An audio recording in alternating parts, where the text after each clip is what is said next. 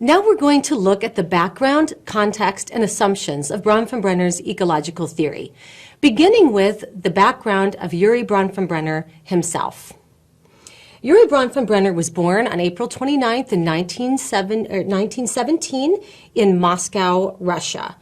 He moved with his family to the U.S. when he was 6 years old, but he did have frequent travels back to Russia, and that became very important. His cultural context directly influences his views and the development of the theory. He studied psychology at Cornell and the University of Michigan. He eventually took a professorship in human development and family studies at Cornell University. Some major accomplishments of Bronfenbrenner is that he was a primary promoter of the Head Start program here in the U.S. in the 60s, and also the creator of ecological theory that we're looking at today. Bronfenbrenner died in 2005 at the age of 88. So now that we know a little bit about him, we are going to look at some of the background and context in which the theory was developed. As I mentioned, Bronfenbrenner was strongly influenced by his experience of being born in Russia and making many trips there, his parents also being Russian, and living here in the United States. Specifically, Russian society invested very heavily in the development of children.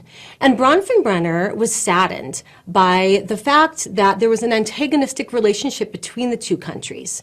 And he thought that some of the negative perceptions were based on inaccurate information. The second thing that Bronfenbrenner was saddened about was that he thought that these negative perceptions prevented the United States from learning from Russia in how to better support the healthy development of children and families. Bronfenbrenner was particularly concerned about some problems in society in the U.S. One was the prevalence of poverty that existed at the time and continues to persist. How many children in the United States grow up in poverty? He was also concerned about the unemployment rate, and increasingly as he got older, he was concerned about the fast pace of family life in the modern world and about how it might influence those meaningful interactions between adults and children. I have a quote from Bronfenbrenner that sums up this point of view.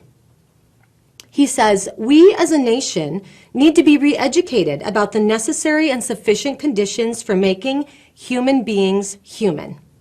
We need to be re-educated not as parents, but as workers, neighbors, and friends, and as members of the organizations, committees, boards, and especially the informal networks that control our social institutions, and thereby determine the conditions of life for families and their children." Clearly, he doesn't look only to parents and immediate caregivers of children when things go wrong or when things go well. He has the idea, he embraces the idea that it does take a village and a supportive environment in order to have these positive interactions with children. Now let's look at the assumptions of the theory. But before we do that, I would like to use Merriam-Webster to define ecology.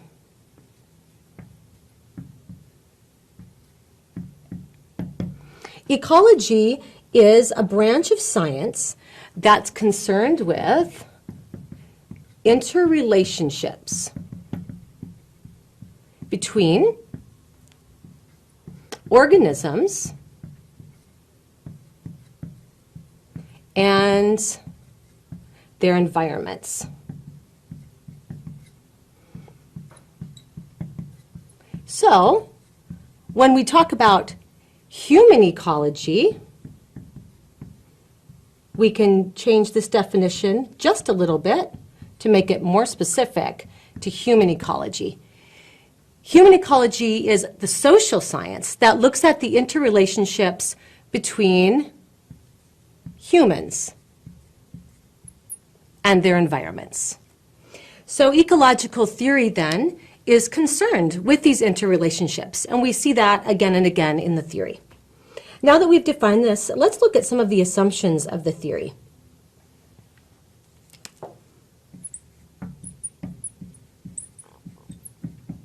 First of all, well-developed human beings are created through interactions. So, positive development comes from positive interactions.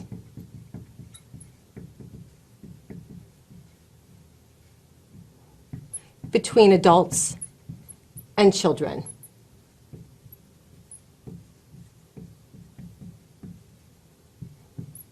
Everything hinges on this assumption. The second is that these interrelationships between adults and children, those earlier ones, are necessary in order for children to develop and have interactions in other environments. So if they don't have positive interactions in infancy and early childhood with parents and caregivers, it will be difficult for them to interact positively in a school environment. If they don't have positive interactions with teachers, it will be difficult for them socially. And as they grow up in their romantic relationships, as parents themselves, in their work environments, they really must have these positive interactions that help them to grow. And as he is very fond of saying, to help them to become human so that they can be successful in life and as adults. It's one of the first development theories to focus on the development of children within this ecological context. It assumes that the social environment is critical. You can have the best parents in the world, but if the social environment is not positive and supportive, you're not going to develop as well as if it were. So it's critical to healthy development. For example, if you have wonderful, loving, caring parents, but they're in poverty and they have to work maybe 3 to 11 p.m. and they're not there to help you with your homework as much as they want to be, that however wonderful your parents are, you're going to suffer from that lack of a positive environment. It's also possible that you would have to be taken out of school and moved from place to place in order to follow work, or maybe you're homeless for a while and have to sleep at someone's house. So these are the kinds of things that he was concerned about, that we really need this very positive, supportive social environment. Finally, and this is very important, this is one of the first theories. I'm going to write this in all capitals. It's relational. It's not an individual theory of development. It does assume that healthy development happens within the context of relationships. So now that we know the background, context, and assumptions of ecological theory, we are going to learn about the 5 systems: microsystem, mesosystem, exosystem, macrosystem, and chronosystem.